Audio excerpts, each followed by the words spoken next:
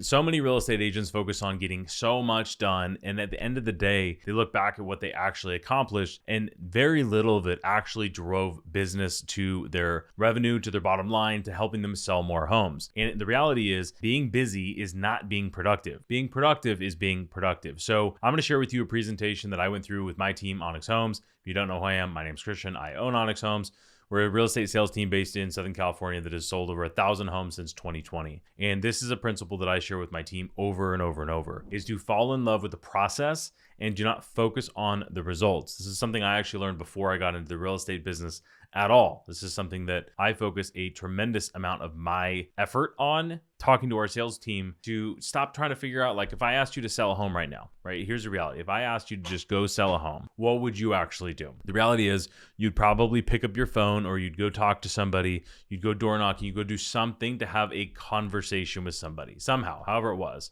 So nothing you're going to do is creating a deal out of nowhere. And if I find myself feeling busy but not getting anything done, the reality is you have to start a conversation. And then from those conversations, you want to try to set appointments. And then from that, maybe first appointment, you get that into a consultation, you get an agreement signed, and then that will turn into closed deals. So at the end of the day, the only thing you can really control is getting into those conversations and then your sales skills inside of those conversations. So today's not a sales training. This is more of how can you make sure that you are productive with your actual time. So this is what you want to do to set yourself up for success. And something I say internally with my leadership team all the time is make it happen on purpose, as opposed to it just happening if it happens or by accident. One thing that a lot of our agents found super helpful was actually rereading, for a lot of people, because this is one of the most popular books of all time, is the book Atomic Habits. If you have not read this by James Clear, it's one of the best sellers of all times. But it goes through a few core principles. And the one thing that stuck with me here, I had chat just go ahead and make me a graphic here. You can screenshot this, save it to your phone. I'm not going to go through the whole thing.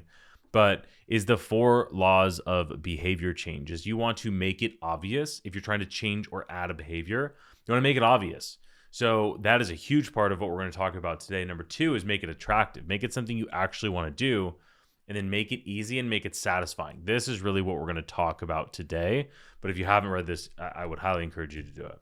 So this is, I share all the time, our ideal work schedule with our agents at our team here, Onyx Homes. And here is how, that sounds great, but here is how to actually set up your time blocking in your calendar, which everybody talks about. Everybody knows it's important to do, but so few people actually do it well. So here is the process that I would follow. Is number 1, pick your day or days off. So let's say for you as a real estate agent, it makes sense for it to be Monday and Tuesday off, because good luck having the weekends off. So if you have Monday and Tuesday off, the first thing I would do is block it off in your calendar, is go in there and just block that you're busy on those days. And the reason this is so important in this business, it's so easy to say, oh my gosh, I just work all the time, like 24/7, I work so many hours.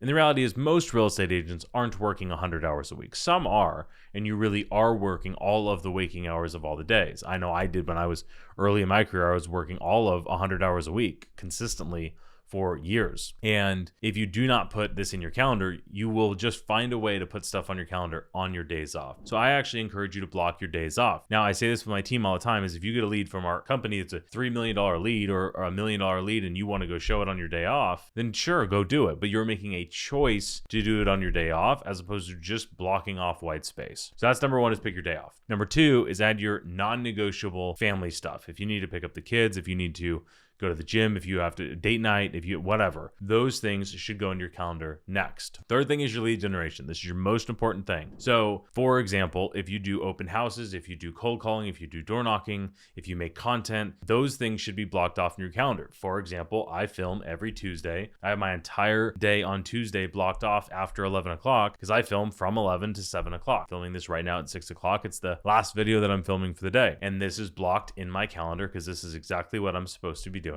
during this time. Same thing with lead generation. So whatever it is, put that in your calendar. So here's what this might start looking like. We added days off. I didn't put the personal stuff on here, but you would put whatever your personal stuff is. And then we've got prospecting for new leads. And let's say you're doing open houses. So I do 2-hour call blocks on Thursday and Friday mornings. And then I find my open houses here in the afternoons. And then our team has trainings on Wednesday and Friday. And then maybe you're hosting your open house from 12 to 5. right? That's what your calendar looks like so far. And it's prospecting for new leads, which is separate than doing follow-up. So in our ideal work schedule, Wednesday, Thursday, Friday, in my experience, are the best days for following up with leads. Generally, people, especially buyers, want to go see things during the weekend. So we would then follow up. Let's say we have three-hour call blocks. So 3, 6, 9 hours of following up. In my experience, and when I was selling 20, 30, $40 million a year in real estate, it doesn't take you that many hours to actually stay fully up to date with your entire database.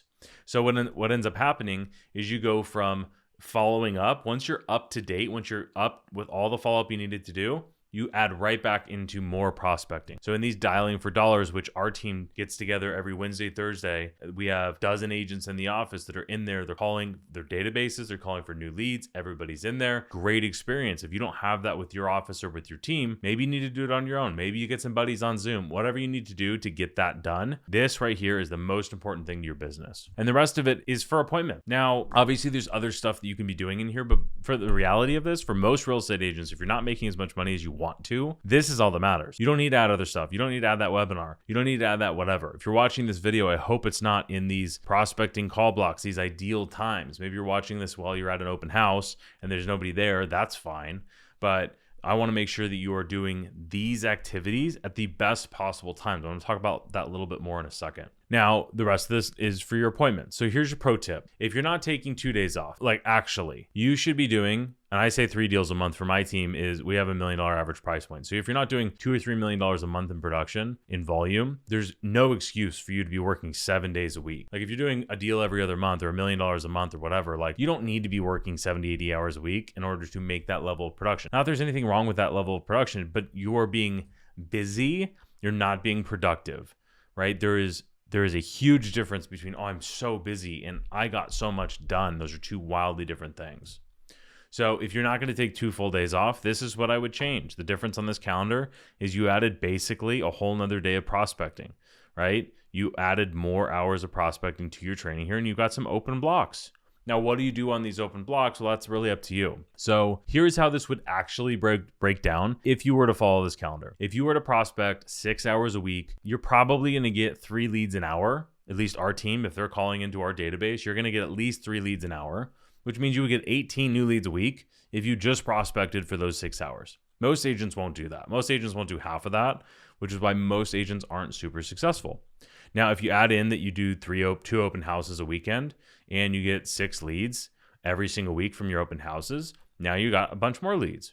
And if you do follow up and then you get caught up and you prospect more, the reality is any of the extra time you have is about getting better and setting appointments. That's the extra time. Now, for our team, I add in here that this doesn't even include pushing the claim button lead when a lead that we generate comes in, or responding to an ISA, or taking a Zillow or Realtor.com or any of that stuff. This is like the agent actually doing the work to prospect for the leads. And here's an example of our leaderboard. This is the last 30 days. We've got Tyler up here, has 72,000 points. We use Follow Bosses or CRM, tracks everything in the CRM. He made almost 2,600 phone calls last month. This is just in the last 30 days. Had 163 conversations that turned into 51 appointments. Now, if you're like, well, that's a lot of appointments. Well, it is, first of all. But 2, we also track every individual tour as a separate appointment. So if that sounds like an unbelievable amount of appointments, it is a lot of them. Like, for example, Amina's got 70 appointments here. That's a lot of touring with buyers, listing presentations, buyer strategy sessions. That's what we consider to be appointments. And if you look at here, the 8th ranked agent on our team in the last 30 days, 46 conversations, 71 appointments, 50 conversations, 76 appointments. This is productive. This is, I'm busy because I got so much done, not I'm busy because I was doing things or I was filming on Instagram that turned into absolutely nothing all day long. So if you take 2 full days off, this is what your calendar looked like. If you take 1 day off, this is what it ought to look like. I don't want to hear this. I work 100 hours a week and I'm not hitting my goals and blah, blah, blah. Productive, not busy is the main thing. Let's go back to if you were actually following this schedule, you would generate 24 new leads every week. Let's just say you're anywhere near that. You take 4 weeks off a year, 2 for holiday, 2 for vacation, 48 weeks in a year, you would generate 1,152 leads for the year. Now, if you only wanted to sell 36 homes, and I say only kind of jokingly, in our market, if you sell 36 homes at $1 million price point, you're doing $40-ish million in volume. You're making $1 million in GCI. If you have a good commission, worst case, you're making $800,000 or $900,000 in GCI. If you convert only 3% of those leads, you would sell 36 homes, make it almost $1 million in GCI. So the reality here is winning in this business is not rocket science. It is just executing. There is so many different roadmaps of how to be a successful real estate agent. I make a lot of videos on it. There's other creators, other people that make a lot of content about how to be successful. The reality is all of those playbooks work. You just need to, just like I do, take the playbook, execute it. Take the playbook, execute. The reason we have been able to grow our business from in the middle of 2023 till middle of 2026, let's just say the last 3 years, we've gone from 2 million in revenue to a run rate of almost 10 million in revenue. We have only been able to do that because we focus and we execute on one game plan. We do the same thing the same way every single time, and we just simply continue to do more and more and more of it. And on top of this, you don't have to put in this level of effort to generate 1,152 leads a week or a year. And if you did, you'd have massive success. But if you just accelerated your lead generation efforts, imagine how fast you'd build a database worth gold. Now, if you want me to simplify this here, so this might be like the where you take notes portion, because you need to make your time blocking in your calendar work for you. So number one is the morning, in my opinion, is for prospecting. This is 8 a.m. to noon. And if you want to work before 8 a.m., it's like 7 to 8 is role play, 4 8 a.m. phone calls. So whatever your lead source is, whether it's cold call, door knocking, whatever it is, you're prospecting for new leads, which is not content, for the record. Like, that's not what this is. This is for like calls or door knocking or prospecting like that. Afternoon is for working on the business. I mentioned content several times. If you are making content, this is the block you do it. The block where nobody answers the phone, which is during the middle of the day. From noon to 4, the worst answer rates on phone calls. So that's not the best time to be doing your follow-up. Also, highly encourage you to replace your listening to music on Spotify or Apple Music with podcasts or audiobooks. Maybe download. I use Audible on my phone all the time. There's also Founders Podcast, which if you're not listening to that, I don't know what you're doing. And if you have a project that you're working on, this is the time block you do it. I walked into the office the other day, an agent, everybody's out in the bullpen dialing for dollars. There's a dozen agents out there making phone calls, setting conversations, appointments. I walk in and I got an agent scheduled, like he's scheduling his home tours. I'm like, dude, you can do that in an hour, or you can do that tomorrow afternoon when nobody's going to answer the phone. Do not waste the best times of the day with stuff that doesn't need to be done there. Evening is for follow-up with your database that's worth gold. The afternoons when you get your stuff done, your busy work, your admin crap done. So I hope your takeaway here is that you go actually put the things that matter into your calendar. Take your income producing activities, put those in your calendar first so that it happens on purpose and not on accident.